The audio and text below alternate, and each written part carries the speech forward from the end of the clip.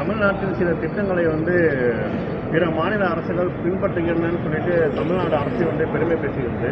ஆனால் பிற மாநிலங்கள் போல தமிழகத்தில் சாதிவாரி கணக்கெடுப்பு நடத்த ஏன்னு விஜய் கேள்வி இருக்கிறது.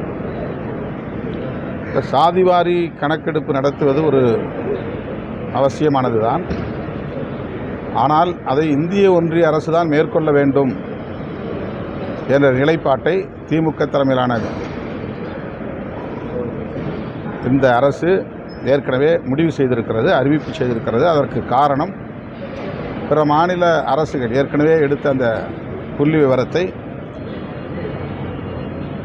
ஒரு சர்வே என்கிற அளவில் தான் மதிக்க முடியும். அதை ஒரு மக்கள் தொகை கணக்கெடுப்பு என்கிற அடிப்படையில் ஏற்க முடியாது என்று ஒரு கருத்து நிலவுகிறது.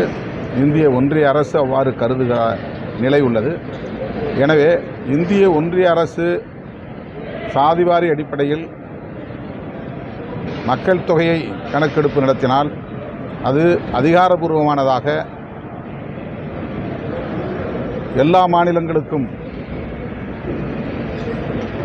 உரிய ஆதாரபூர்வமாக அமையும். ஒரு ஆத்தென்டிக் பாப்புலேஷன் என்கிற அடிப்படையில் அது அமையும். எனவே இந்திய ஒன்றிய அரசு எடுப்பது தான் சரியானது என்கிற நிலைப்பாட்டை திமுக தலைமையிலான அரசும் கொண்டிருக்கிறது.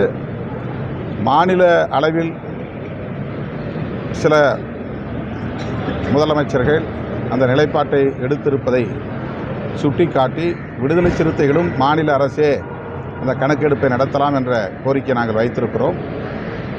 தமிழ்நாடு அரசு அதை பரிசீலிக்க வேண்டும். கடைசி கேள்வி, அதே போல் பார்த்தீங்கன்னா சமூக நீதி பேசுகிறார்.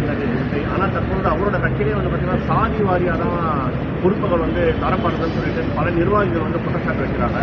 இது குறித்து அதற்கு அவர்தான் பதில் சொல்ல வேண்டும். நடிகர் விஜய் அவர்கள் தான் பதில் சொல்ல வேண்டும். செய்திகளை உடனுக்குடன் தெரிந்து கொள்ள உடனே சப்ஸ்கிரைப் பண்ணுங்க.